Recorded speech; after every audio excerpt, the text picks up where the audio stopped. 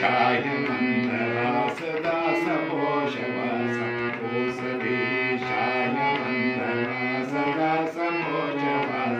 वासवादि विनुत सर्वाय मङ्गलम् देवकी सुपुत्राय देवदेवोत्तमाय देवकी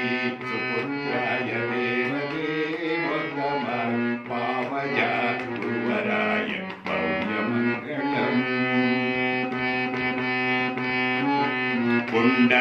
पुण्डरीकाख्याय पूर्णचन्द्रवदनाय पुण्डरीकाख्याय पूर्णचन्द्रवदनाय अण्डजावाहनाय